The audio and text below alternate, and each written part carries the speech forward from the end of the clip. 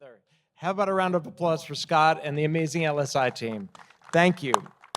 Seriously, thank you for what you are doing for our industry and for the patients that we serve in this industry. It's an amazing service to get this type of energy and this talent all together. It's really impressive, and I'm really looking forward to the agenda this week. So I also want to just start off. So Antoine and I were really honored to kick this off. We have, a goal, which is to excite you and inspire you for what these next few days could be for your company or your firm. But I want to start off by acknowledging probably one of the largest exits in medtech, which you were an early investor in, which was Shockwave. And Todd Brinton, I know, is right over here. Congratulations, Antoine. That's all of our goal. So I think we should give you a round of applause for being an early investor and seeing that opportunity. Yeah, thank you. Well, thank you. And then I'll tell you that I invested for the wrong reasons. And then all the right ones, which Todd, of course, is intimately part of that. No, what I think people want to hear is, because there's many investors here, and there's also a lot of companies looking for investment here. What is the magic? Because I was very fortunate to spend the last couple of days with several of the Sofinnova partner CEOs, and I really enjoyed that experience, and I really saw a pattern, and I think it would be, I don't know if it's too much to share that pattern, but I think it would be cool for you to share, what is the magic? What forms the basis of your investment decisions? well, I think, Scott said it, and I know it sounds cheesy, but, companies just go through, ups and downs, and technology go through ups and downs, but the people really are at the heart of it. And there are so many examples of things where we invested. I say, jokingly, we invested for the wrong reasons, but truly, if you saw my investment thesis document for Shockwave, there are a lot of truth in that, a lot of things that I got right, but there's so many things that I got wrong. And some of the things that I was the most excited about actually never panned out or haven't panned out yet. But the theme really is, the people that we met. And the first guy that I met is actually Todd here. And, that connection between, a technology, an opportunity, sort of total addressable market as in venture terms, but the people who are doing it and how are convincing others people is the key. I believe you share that intimately, in fact. I absolutely do. And I want to say also, tomorrow morning I'll be interviewing Todd, and we'll be walking through his amazing background from before college all the way through to current day. And I think it's a very inspirational story. So I'll just put a little plug in for that at 9 o'clock tomorrow morning. But a special guy, the person that Paul Yock and I chose to carry the fellowship forward and then led the fellowship for so many years. And so people are everything, You know about people because to prepare for this panel, meaning the only preparation I've made is to dress like Josh. I don't know if you've noticed. I thought he would be in black, but no, not even. Like he's dressed like Antoine. I pulled a Antoine. fast one because I put a different color shirt on. So, I had to keep him guessing, Yeah, so that's the only prep I've done. But I tried. I actually called a few people and said, come on, give me some dirt on the guy. I need something. Todd, you're smiling. I asked you specifically, please send me some information that I don't know, that nobody knows. And nada. I don't know how much you paid him, but nothing. I got zero out of him. So I don't know. Either you are squeaky clean, or these guys that really, they're true friends. Well, as he'll tell you tomorrow morning, they used to have a picture of me and throw darts at it when I was the fellowship director and Todd was, going through his fellowship. So, there's that. So I think the other thing about the Shockwave story that I think is very relevant for this group as well is the evolution and the story along the way, all the way from the very beginning. And what was the valuation when you invested? I think 10 million pre, something like that. 11, I think, was the number. 11 pre. Down? No, I was not that bad. Was I? It was worse. What was it? Well, I was the only guy ready to do it. So I thought, might as well. What was it? Sub 10, just sub 10. and now exiting for $13.1 billion. That's pretty incredible. I got lucky, what can I say? I don't think No, so. I think the most beautiful thing think for so. me is really the path, because, and back to the people, I think Todd, you started this company and stayed on for a long, long time until, this company is off to the right track. Of course, huge decision that Todd participated on is also, bringing on Doug Gottschall and a bunch of incredibly talented people to execute on the plan. So I think, the people are everything. You need to also to understand when is it that you need to grow the team and be able to bring the appropriate skill set to the company. That, the technology, of course, proved itself. I made an investment. There was 7 patients, if I recall, when we saw each other. There were 7 early patients, that showed that this was possible. But to go from there to, a billion-dollar sales company required huge execution skills, and to find those is really what's difficult. To bring the right people at the right time, I think, is what's the key. But I also think the story, which in medtech, this story is repeated a lot, which is the way to win is with patience and perseverance. I can remember when Impella went bankrupt twice, right? Yeah. And then eventually became Abiomed for, I think, one of the biggest exits in the history of medtech. And I think Shockwave might be right behind it. Yeah. But the story there is, if you have a technology you believe in, for the entrepreneurs here who have companies, if you believe in your technology, you have the data, you just have to stick with it. And that's the message to the investors as well. That's how real value is created. It's in this business, it's not created overnight. Yeah, and Impella is a case in particular because the company went reborn, or it was reborn several times. It was actually a European company, if you recall, a German-based company for a number of years until it was brought back to life in the US. So indeed, and unfortunately, it takes time. When you talk to investors or our own investors, Shockwave took a dozen years, I think 11 or 12 years. But some of the other companies that ultimately went there took longer than that. And I think we both have examples of that. So persistence, I think, is absolutely key. Exactly. And I think the model, from my perspective, the model that works is, it's not like other industries where there's a markup and then there's another markup, then there's another markup. This is really about de-risking capital over time. And as you continue to invest, even though the values don't necessarily click up that much, you're having a greater opportunity. And the reason why to get in early is to have that chance to have potentially, in the long run, the largest position in the company. But they only achieve that by following through. And of course, you've also been excellent, Antoine, at attracting great partners with you, right? I mean, you've always had a great consortium of investors that will come along and join, and that's also been a part of the success as far as I can see. I think, and if you look at this particular meeting, and I looked at the list of investors, first of all, the sheer number of people here. I think there's 800 people at this meeting today. I mean, 30 years ago, there was not a single meeting like this, or there was no ecosystem or no community of investors. No community of entrepreneurs. Today, there are dozens and dozens of investors that are all medtech investors at this conference. It's a huge difference. Yeah. And today, I think, companies, it's difficult to raise money. We all know that, but companies actually raise, tens of millions and hundreds of millions today, thanks to the community that was built over the last 20 years. Yeah, and the thing I love about this community so much is so many of you are really here to help each other.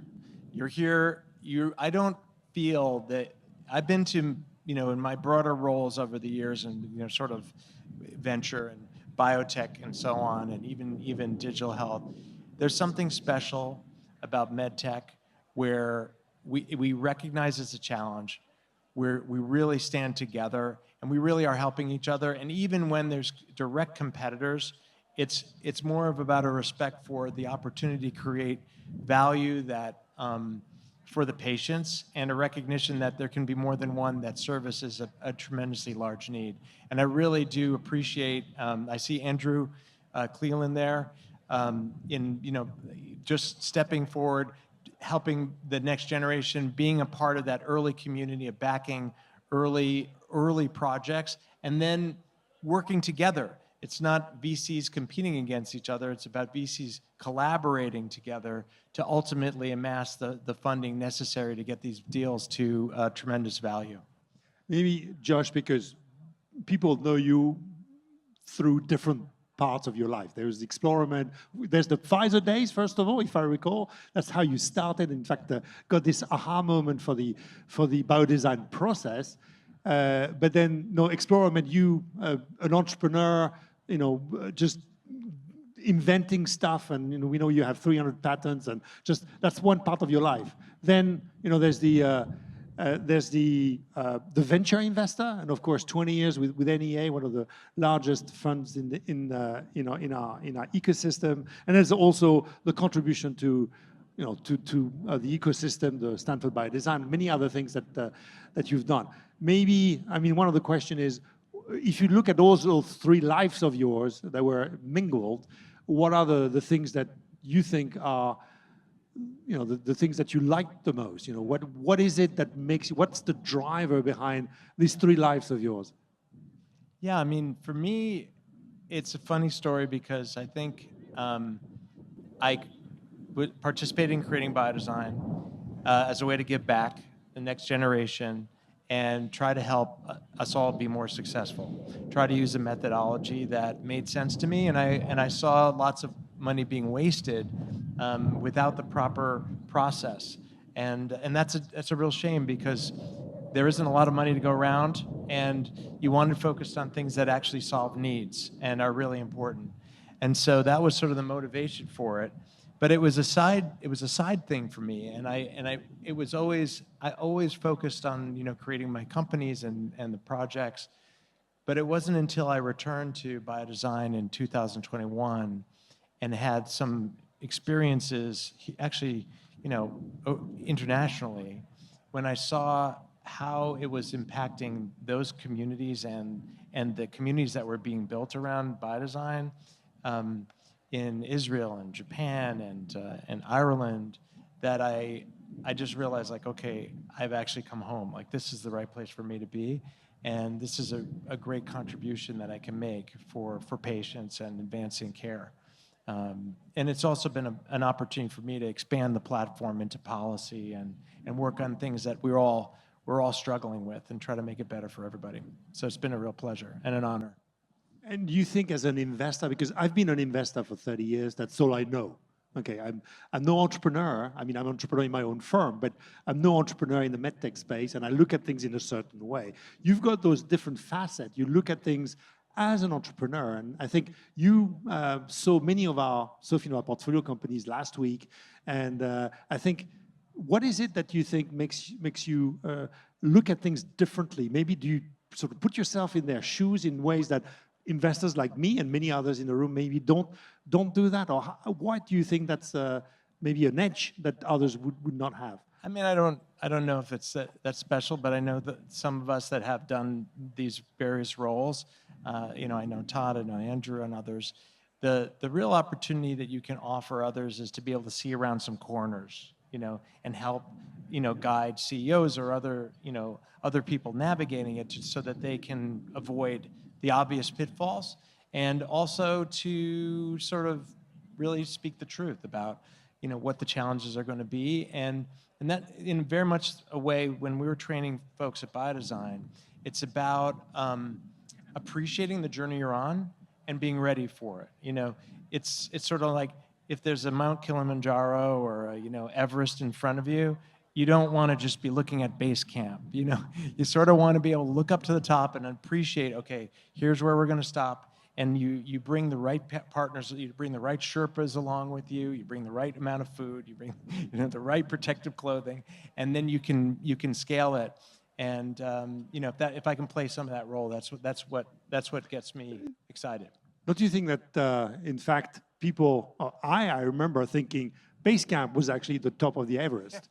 I thought, yeah, this is where we need to go. And from a European or even just a medtech investment perspective, it was all about, okay, you get CE mark, you maybe have a path to the US. That's the ultimate. That's the Everest top. And then you get there and you think, blimey, absolutely not. There's something else. And then you think that's sort of a second level. But in fact, and then sort of the goalpost keeps or have kept being pushed forward or backwards over the last 30 years. Today, if you think that's the top of the Everest, you're going to be disappointed. Well, I remember, maybe some of you are old enough to remember this too, but Bill George, who really drove Medtronic to the growth story that it was for many years and thereafter.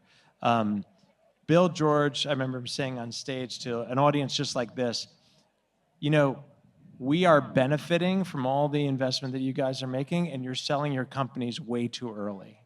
Because he was taking those great businesses and then creating multi-billion-dollar franchises out of them. Obviously, we know the multiple on that.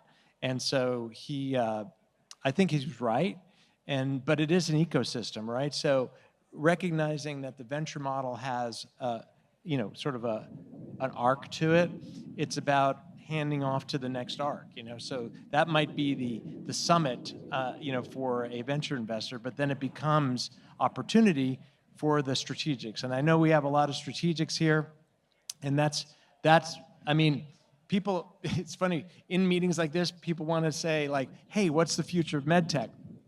And honestly, the future of medtech is right here.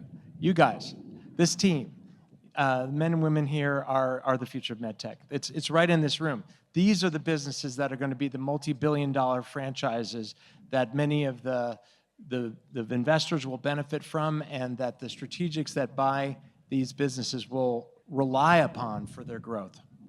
Yeah, you're selling too early. I've had a number of experiences where, in hindsight, you think, yeah, we sold too early. Medtronic is probably happy that we sold CoreValve to them when we sold it, and you could sort of project the film. What if we had stayed? What if we had found the money?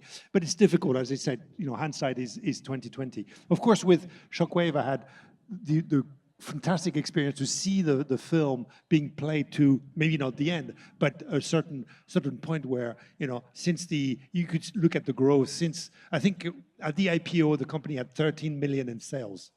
13 million in sales. And, when I left the board, we had 1 billion in sales, roughly 900 and something. So having seen that film, just what you're saying about Bill George is absolutely true. I know it sounds like daunting for most of you CEOs of companies that, yeah, sure. They're just saying this, but it's impossible. But in fact, it is possible. When you live through it, okay, I've lived it once in my career, but it means it's possible. We've had so many exits, which was great to return money to our investors, but this one is a monumental exit, and it's also a sort of a bellwether what this could be. If you have the combination of the technology, the market, the people, and yes, you can actually do this, and you can find the money to get it done. The amount of money that was raised post-IPO, if you think this through, compared to what was done pre-IPO, is like talking an order of 5 to 10. I haven't made the calculation, but probably 10. So, and the value creation from that point inwards, when we had 13 billion, is 20 times what was created beforehand. But as you said, we had the chance of being there as a large investor, even at the IPO time. So, that has actually transformed the way we look at companies. And I guess we want more. You want more of that. Exactly. And I know we're going to get close to time here. So maybe we'll wrap up with some maybe advice or thoughts about the future. You want me to start while you think about it? Please do. We did not prepare each other. So yeah. I'll just say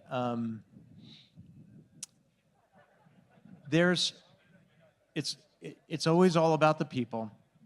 Find those people that you can build something amazing with. If you're an investor, if you are an entrepreneur, find the investor that you can partner with and see your way through.